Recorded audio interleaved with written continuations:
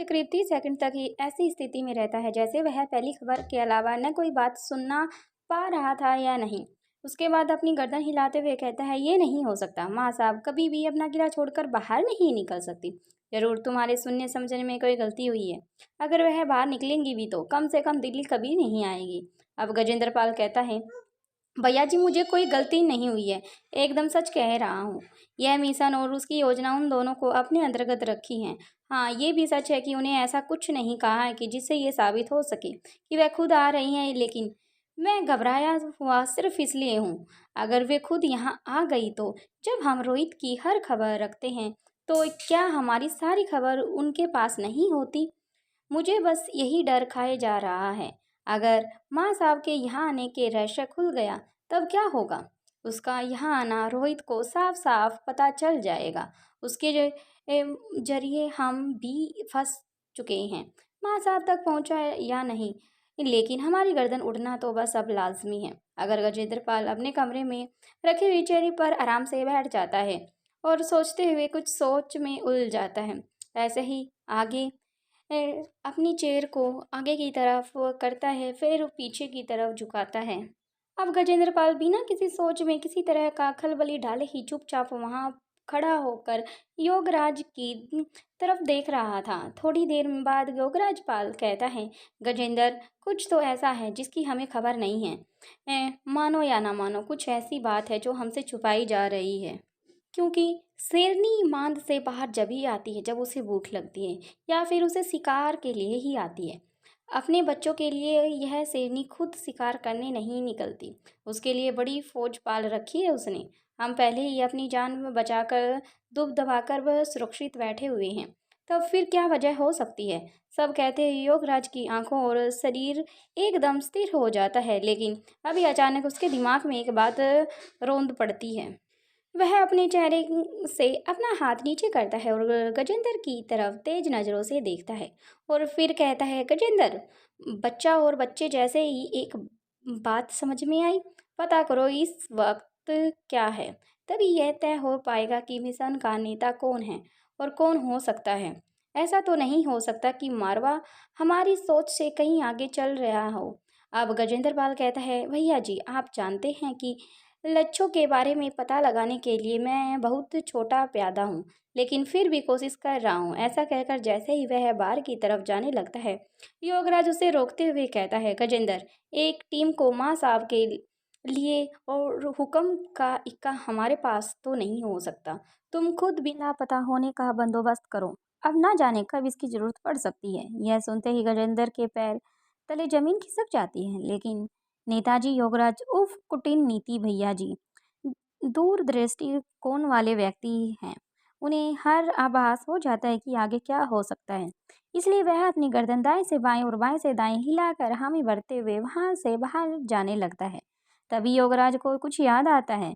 वह गजेंद्र को एक बार फिर से रोकते हुए कहता है, गजेंद्र। यह आवाज सुनकर अपनी जगह पर रुक जाता है और उधर वापस योगराज की तरफ पलटते हुए कहता है, जी भैया जी। अब योगराज कहता है कि तुम किसी और खबर की बात कभी भी कर रहे थे ना। अब गजेंद्र के चेहरे पर एक बार फिर से घबराहट दिखाई देने लगती है। वह कहता है, जी भैया जी। अच्छा है। फिर वो कहता है, बहुत बुरा हुआ। योगराज कहता है, तुम फिर गोल गोल बातें कर रहे हो और मन को स्थिर करो और तुम गोल गोल बातों को खत्म करके सीधा मुद्दे पर आओ। अब गजेंद्र पाल कहता है, जी भैया जी, दरअसल खबर मिली है कि आपका प्रतिदेव का पार्टी हाउस शानल पार्टी हाउस जहाँ पर है वहाँ पर कोई बड़ी दुर्घटना से घटित हो गई है। सब कुछ तहस नहस हो गया है। वहाँ इतना भयंकर ब्लास्ट हुआ है कि शायद कोई बचा ही नहीं होगा। दूर दूर तक भूकंप के झटके जैसे महसूस हुए हैं। ना जाने उसने वहाँ कौन सा बम छुपा रखा था जो अचानक इस तरह से फट गया है। ऐसा लग रहा है कि वह पूरा का पूरा हाउस जमीन के में धंस गया है। गजेंद्र की बात सुनकर योगराज कहता है, ये बताओ अपने हाथों से अपनी मौत कौन लिखता है? गजेंद्र छोटे बालक की तरह योगराज के चेहरे की तरफ देखने लगता है और कहता है, नहीं मालूम भैया जी। अब योगराज जवाब देता है, जो मूर्ख होते हैं, और हमारा प्रतिनिधित्व तो कोई मूर्ख नहीं था। अब गजेंद्र पाल पूछता है, क्या मतलब भैया जी? जरा साफ साफ कहिए। आप क्या कह रहे हो? मुझे कुछ सीधे-सीधे बताओ, मुझे कुछ समझ ही नहीं आ रहा। शायद अभी मैं कुछ समझने की हालत में भी नहीं हूँ। अब योगराज कहता है, यही कि ज़रूरी कोई और मामला है। ऐसा कहकर योगराज एक बार फिर से अपनी ठोड़ी पर हाथ फेरने लग जाता है, जैसे वह कुछ सोच रहा हो। इसके बाद इसी तरह सोचते हुए गजेंद्र से कहता है, आज सुबह-सुबह कितने अनसुने और रहस्यमयी बातों को तुमने प्रकट किया है। फिर योगराज गजेंद्र पाल की तरफ देखते हुए कहता है, इस पर मीडिया का क्या कहना है? गजेंद्र पाल जवाब देते हुए कहता है, भैया जी, मुझे ये खबर मीडिया से नहीं मिली, आपने कार्यकर्ताओं से ही मिली है। उनके लिए तो हर चीज़ खुशी अथवा शोक है, इसके आगे वह कुछ सोच नहीं पा रहा। इसलिए किसी कार्यकर्ता का फ़ोन आया था, जिसे उस घटना से संबंधित खुद भी आधी अधूरी बात ही पता चली है, जिस पर विश्वास नहीं किया जा सकता। हाँ, लेकिन जब मैंने इस बारे में पता किया तो ये सच है। वहाँ कोई ऐसा हादसा हुआ है जैसे कि मैंने बताया है। बाकी कुछ ही देर में मीडिया इस पर चर्चा करती हुई नज़र आएगी। ऐसा कहकर वह झट से आगे बढ़ता है और योगराज के कमरे में लगा हुआ टीवी ऑन कर देता है। उसके बाद योगराज की तरफ मुड़ते हुए कहता है, भैया जी आप यह देखिए, मैं ज़रा काम निपटा कर आता हूँ। भूमिका नए मिशन पर जहां एक दिल्ली पुलिस का बड़ा हिस्सा आज की सबसे बड़ी दुर्घटना के क्षेत्र में मौजूद था, वहीं अभी भूमिका और अर्जुन सिंह इस खबर से बिल्कुल अनजान थे। अपनी मंजिल की तरफ बढ़ रहे थे। ये करीब सुबह 5 बजे आसपास की बात है, जब दिल्ली की स्थानीय गलियां अपने दिन के चहल पहल से मुकाबले अक्सर सुनसान दिखाई देती हैं और स्थानीय सड़कों का हाल भी कुछ ऐसा ही दिखाई दे रहा था। भूमिका ने छठी इंद्री को उसके वर्तमान जगह से थोड़ी दूर पर एक सुनसान जगह पर बुलाया। छठी इंद्री अपनी खबरी को टारगेट की निगाहों पर रखने के बाद भूमिका से मिलने के लिए चला आता है। कुछ ही देर बाद भूमिका अर्जुन और कौटिल्य नियत पर बहुत पहुंच जाते हैं। छठी इंद्री भी वहां पहुंच जाता है। उन्हें देखकर छठी इंद्री खुश हो जाता है। जय हिंद मैडम। जय हिंद सर। छठी इंद्री की गुड मॉर्निंग लेते हुए कहते हैं, जय हिंद। जहां भूमिका और अर्जुन सिंह छठी इंद्री से बात करने लगते हैं, वहीं कौटिल्य सिर्फ उनकी बातें सुनता है और अपनी डिवाइस पर अपनी आंखें गड़ाए रखता है और उंगलियां चलाते हुए दिखाई दे रहा था। अब भूमिका कहती है, कैसे हो छठी इंद्री? अब छठी इंद्री अपने दोनों हाथों को आपस में रगड़ते हुए मुस्कुरा कर कहता है, मैडम ठंड में सिकुड़ रहा हूँ, लेकिन बिल्कुल ठीक हूँ और पूरी तरह से तैयार भी हूँ। आप बस आदेश दीजिए, आगे क्या करना है? भूमिका आगे कहती है, पहले ये कहो कि अभी फ़िलहाल क्या खबर है? छठी इंद्री कहता है, मैडम मुझे लगता है कि अब वह एक्साइटेड है और नींद भागने के लिए सुबह 4 बजे दूध लेने के लिए आ जाती है। भूमिका चेहरे पर छठी इंद्री की तरफ देखती है। इस बार फिर भूमिका एक हाथ उसकी कमर पर और दूसरा हाथ उसकी गर्दन पर था और झुकी हुई थी। छठी इंद्री तुरंत यह समझ जाता है कि भूमिका क्या पूछना चाहती है।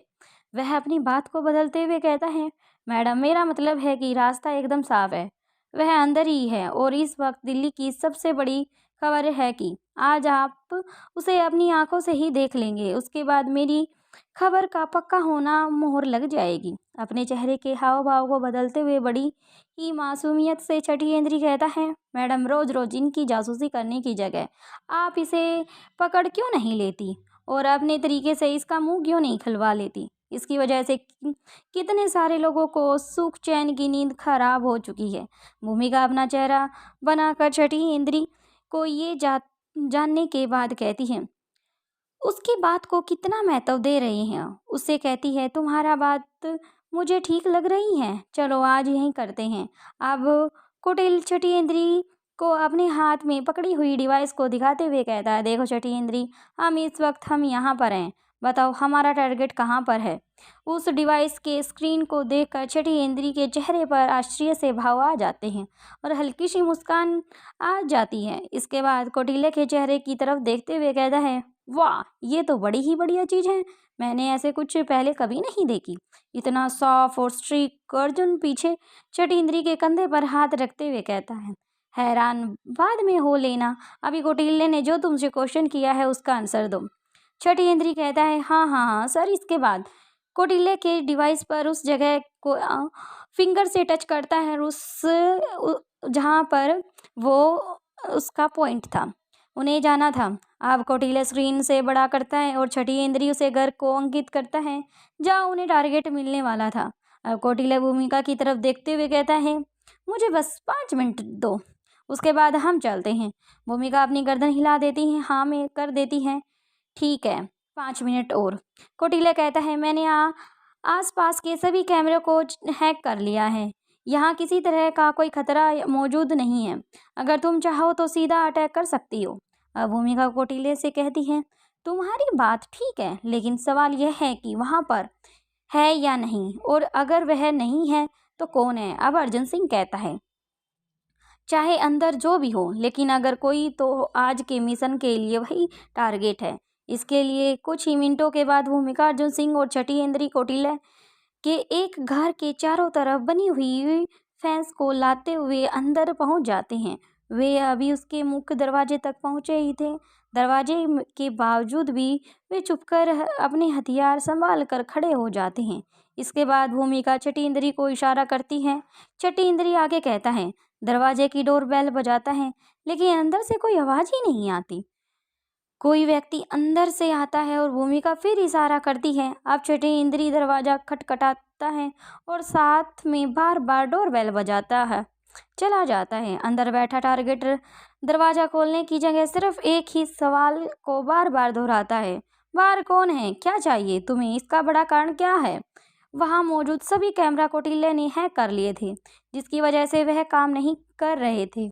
कोई बाहर से कोशिश करने के बाद भी टारगेटर अपने कैमरे को वायरस स्क्रीन नहीं देख पा रहा था, जिसकी वजह से वह देखने की क्षमता नहीं थी बाहर दरवाजे पर कौन है। लेकिन उसकी परेशानी हैरानी लगातार बढ़ती जा रही थी, क्योंकि वह खुद भी अपने आप में काबिल है। भूमिका एक बार फिर से छठी इंद्री को इशारा करती है। छठी इंद्री फिर से दरवाजे को खटखटाता है। मैं हूँ मैडम जी, दरवाज़ा खोलिए, मुझे आपको बहुत ज़रूरी बात बतानी है, आपको तुरंत यहीं से निकालना होगा। इतनी बात सुनकर दरवाज़ा आगे देखते हैं खुलता है या नहीं है, अंदर कौन है, बाकी का नेक्स्ट एपिसोड में देखते हैं। Thank you friends.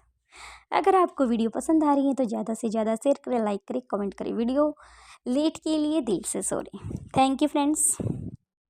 आकाश का भी अभी आएगा, 1 या 2 एपिसोड के बाद आकाश की स्टोरी स्टार्ट होएगी। तो प्लीज़ जब तक हमारे चैनल पर बने रहे। Thank you friends.